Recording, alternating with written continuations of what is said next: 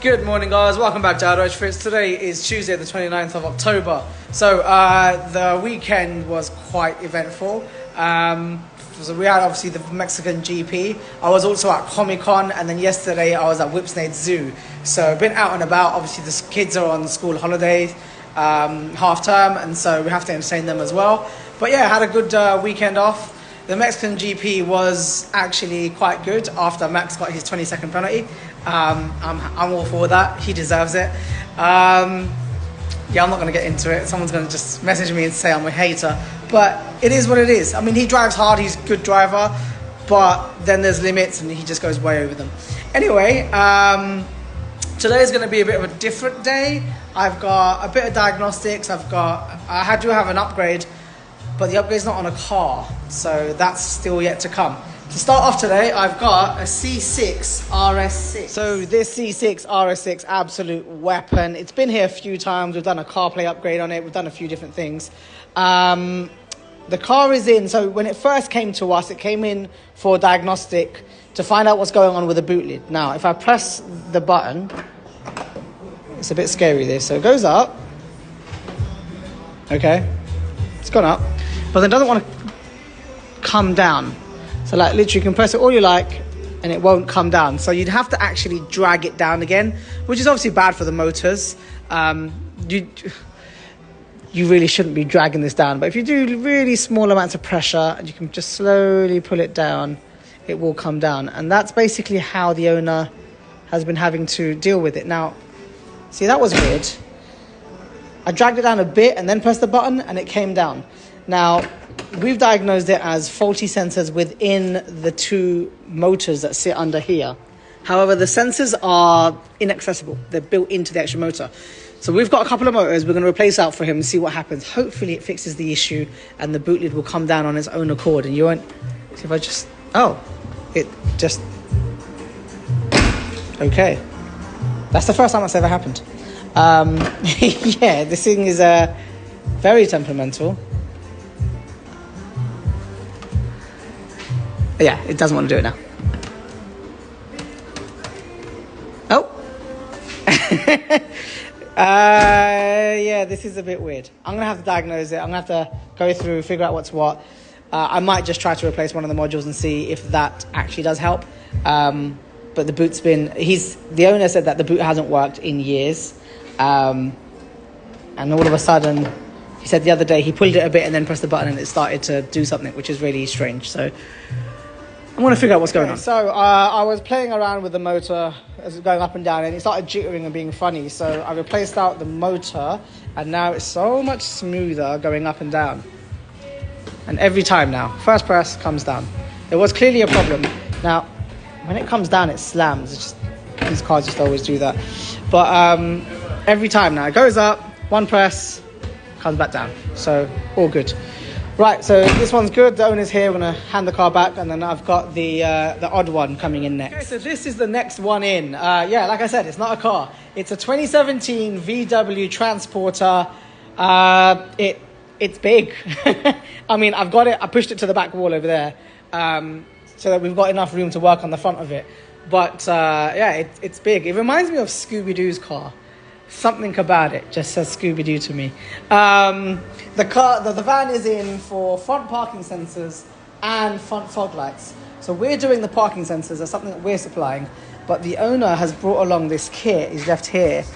And it's got a bunch of funky wires. As far as I can see, these are aftermarket fog light kit for the T6. So yeah, he wants us to wire these up. They also come with some fog grills, although... I need to double check the rest of the contents of this box, but it doesn't look right. And by that, I mean, this has the grille for the fog light. In here, there's two grills. They're glossy black, from what I can tell. As it says, they're gloss black with parking sensor holes. And these go in the fog area right down here at the bottom. But the kit that I've got that comes with all the fog lights, because I've got the genuine VW stuff. So here... These are not glossy black, and these come with grills. Let me try and get one of these out. Here we are. So this piece would be, I think it's that one. No, This one. Yeah, so this is this one that sits there. I suppose it should work. We'll see. A little confusing to me actually, this. But yeah. It just look a bit odd. This one being matte and then that one being gloss down there. I've got the matte original ones for here as well. Let me call the owner and find out. I don't know. We'll figure that out. We'll see what the owner decides, if he wants to match the factory or if he wants gloss black. I mean, the gloss sounds nice, so sure, but it just doesn't match with anything else here because nothing else here is gloss. It's all this plastic textured finish. But yeah, front fog lights, front parking sensors. Right, it is now 1:15 almost, so let's see how long this takes. It's just gone past 5:18. We're done on the transporter. So on the front, we now have one parking sensor there. The fog lights are installed. He went for the matte grille, the original Audi one, not the aftermarket gloss one. And that was because everything else here is the matte one. If it was a sportier transporter, then it would have had the gloss. But yeah, it made sense to stick with what looks original. There's another parking sensor. So we've got one side there, one in the middle there, another one on that side, another one there, and then obviously the fogs. So, Simon. Oh, we also installed something else. Look, we've got auto lights working with coming home function. So you unlock it, the lights come on, which is pretty cool. So he's going to get in there and he's going to switch on the ignition and then fog lights. Yeah, there you are. There you go, it's got LED fog lights. So this is an aftermarket kit, comes with the LED bulbs.